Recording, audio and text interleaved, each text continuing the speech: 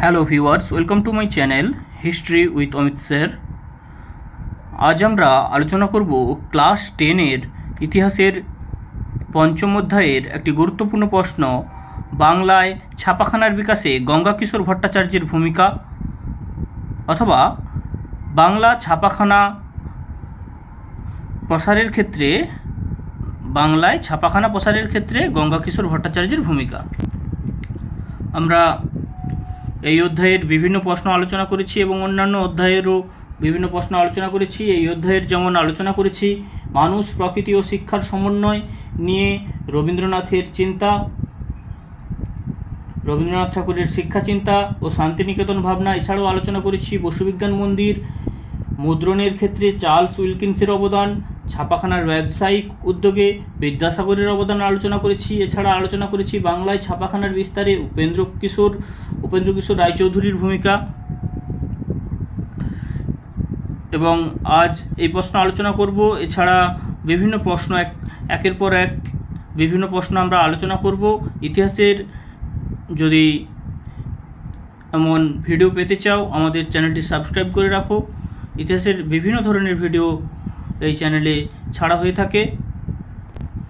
আমরা আগের ভিডিওতে দেখেছি যে উপেন্দ্র কিশোর রায়চৌধুরীর ভূমিকা দেখেছি ছাপাখানার ক্ষেত্রে, ছাপাখানার বিস্তারের ক্ষেত্রে বাংলায় ছাপাখানার বিস্তারের ক্ষেত্রে উপেন্দ্র কিশোর রায়চৌধুরীর ভূমিকা দেখেছি। যাই হোক, মূল আলোচনায় আসা যাক। অষ্টাদশ শতকের শেষ দিকে ইউরোপীয় খ্রিস্টান মিশনারিরা প্রথম বাংলায় আধুনিক ছাপাখানা প্রতিষ্ঠা করে। মিশনারি কারা?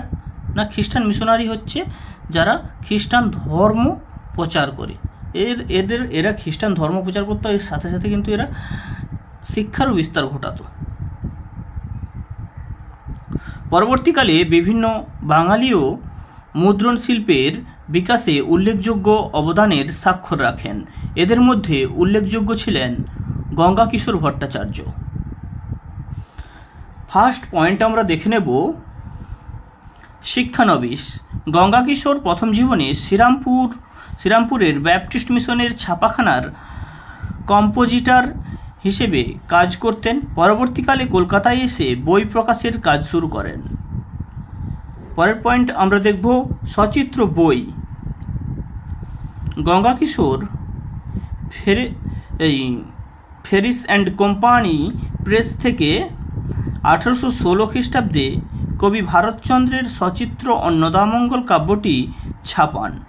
এটি ছিল বাঙালিদের সম্পাদনায় প্রথম সচিত্র বই।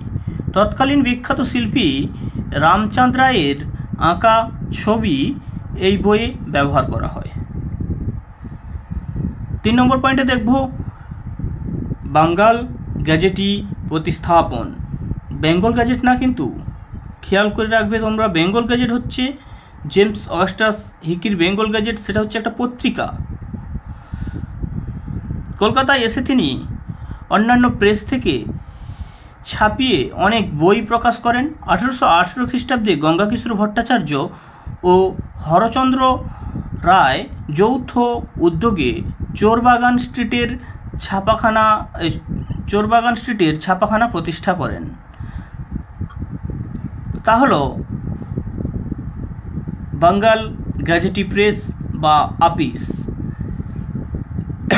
এখান থেকে কলকাতায় বাঙ্গাল গ্যাজেটি নামে এক সংবাদপত্র প্রকাশনায় অগ্রণী ভূমিকা নেন গঙ্গাকিশোর ভট্টাচার্য। এই যে বাঙ্গাল গ্যাজেটি পত্রিকার সঙ্গে কিন্তু গুলিয়ে ফেলবে না বেঙ্গল গ্যাজেট, যেটা জেমস অগাস্টাস হিকি প্রকাশ করেছিল। সেই জেমস অগাস্টাস হিকির প্রকাশিত কিন্তু বেঙ্গল গ্যাজেট পত্রিকাটি ভারত তথা এশিয়ার প্রথম পত্রিকা। পরের পয়েন্ট আমরা দেখে নেব বই প্রকাশ। অন্নদামঙ্গল কাব্য ছাড়াও গঙ্গাকিশোর বিভিন্ন বই প্রকাশ করেন। এগুলির মধ্যে উল্লেখযোগ্য হল a grammar in English and Bengali, Dayabhaga, Shrimad Bhagavadgita, Dravyaguna প্রভৃতি। এবার আমরা মূল্যায়ন দেখে নেব। পরবর্তী সময়ে গঙ্গাকিশোর ভট্টাচার্য কলকাতা ছেড়ে নিজ গ্রাম বহড়ায় ফিরে যান। সেখান থেকেই মুদ্রণ ও প্রকাশনার কাজ চালিয়ে যান। নিজ গ্রামে ফিরে যেয়ে সেখান থেকেই মুদ্রণ ও প্রকাশনার কাজ চালিয়ে যান। তাই বলা যায় যে তিনি ছিলেন প্রথম বাঙালি যিনি একাধারে মুদ্রণ ব্যবসায়ী প্রকাশক, পুস্তক ব্যবসায়ী ও সর্বোপরি এক গ্রন্থকার সাংবাদিক।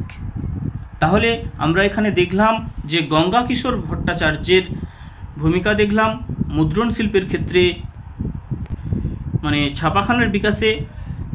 বাংলায় ছাপাখানার বিকাশে গঙ্গা কিশোর ভট্টাচার্যের অবদান দেখলাম। আজ এ পর্যন্ত। Thank you. ইতিহাসের বিভিন্ন ধরনের ভিডিও পেতে আমাদের চ্যানেলটি সাবস্ক্রাইব করে রাখো। দেখা হচ্ছে পরের ভিডিওতে। ততক্ষণ সবাই সুস্থ থাকো, ভালো থাকো, সকলকে ভালো রাখো।